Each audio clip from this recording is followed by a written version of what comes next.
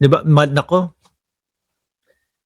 magtindak alam nyo, eto na naman tayo, pumasok na naman tayo sa kalokohan.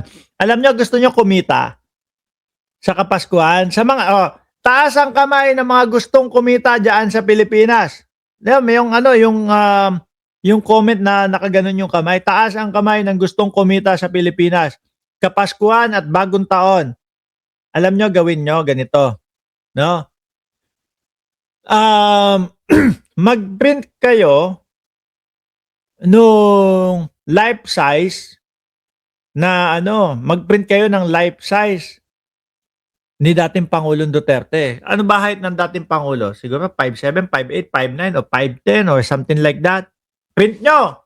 Tapos yung mga karton, matitigas, yun yung gagawin yung patigas para nakatayo yung ano. So nga, alam nyo na. Tingin ko, alam nyo na kung ano ibig ko sabihin dito. Magtitinda kayo ng karton na Duterte. Ay nako, sabi sa inyo, mabili yan.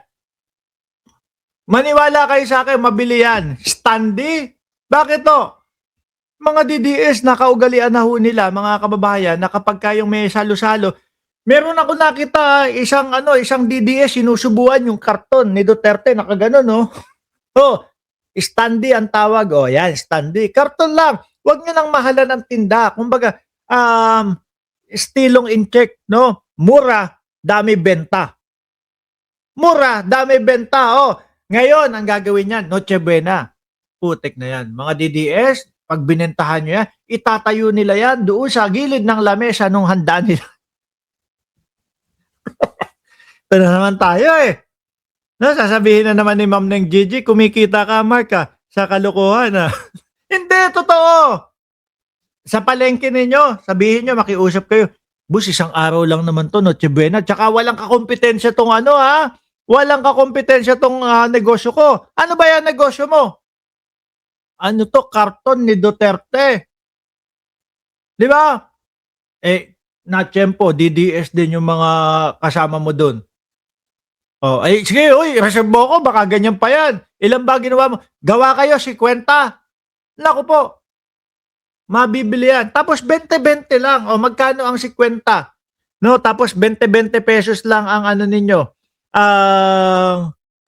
Mahal pa yan, Sir Ed Ong, kapag kami panaplex pa eh. No, yung mga DDS nga, nagkakandara pa doon sa 20 pesos na bigas, tapos ayun na naman, papanaplex pa natin. Okay na yung karton, yung kunyari karton. Eto, sandali.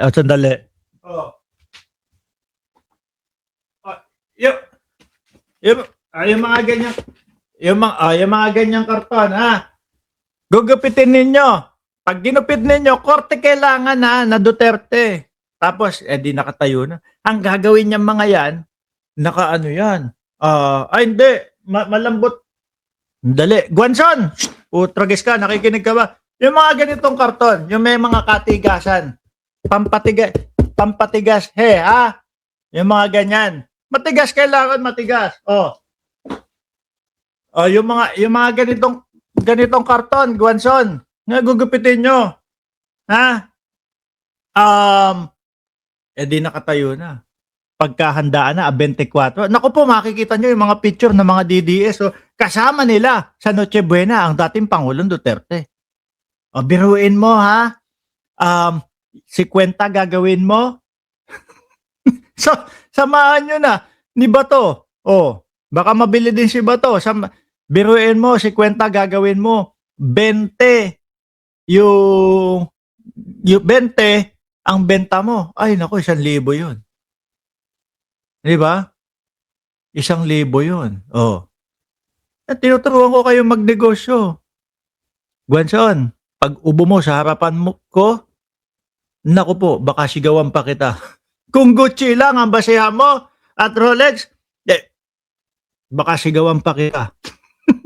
Tuloy! Wag na yung senador. Kahit na hindi senador. Kahit katindera lang sa palengke. Bakit? Ibig mo sabihin na... yan, tindero sa palengke. Bakit may ganun? Yung ICC mas mataas pa sa legal system ng ating bansa. Yun ang dapat nating Kaso Meral Coleta, doon may kaso si Bato sa ICC. 'Di ba? Doon may kaso si Bato sa ICC, eh, paano 'yun? Wala namang kaso si Bato sa Pilipinas, sa ICC, o doon. Mapag-usapan din sa Hindi Senado, po ma'am. pwede yun. Yung nangyari kay Presidente Duterte, hindi dapat maulit. Kasi labag Oo. talaga sa ating saligang batas. Wala nang tataas pa doon. Kahit international. Ito. Si Guanzon, may isa pa akong sandali lang.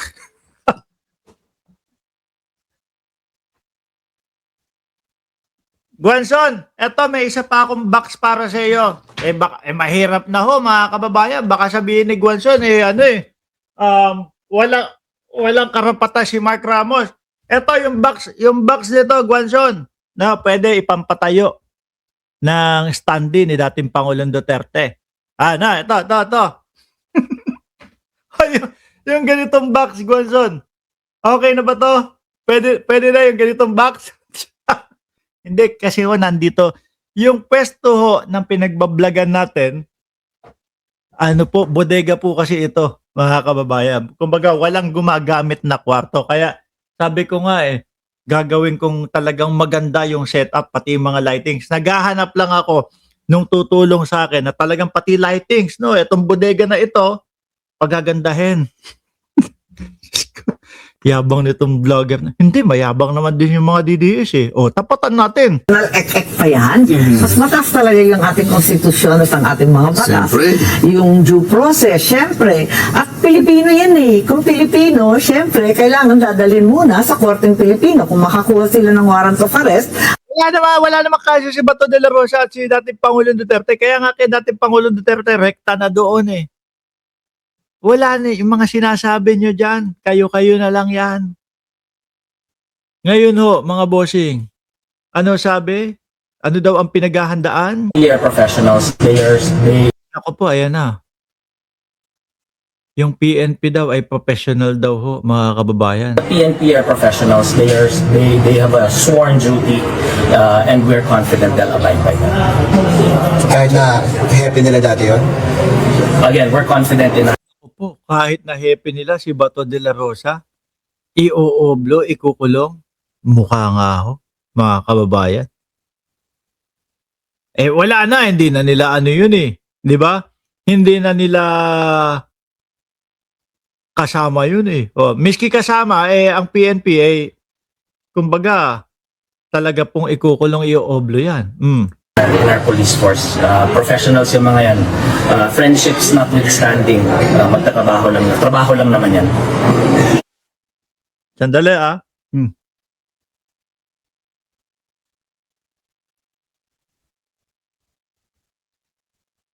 Ay, sandali. Ay, kailangan ko. Sandali kasi yung self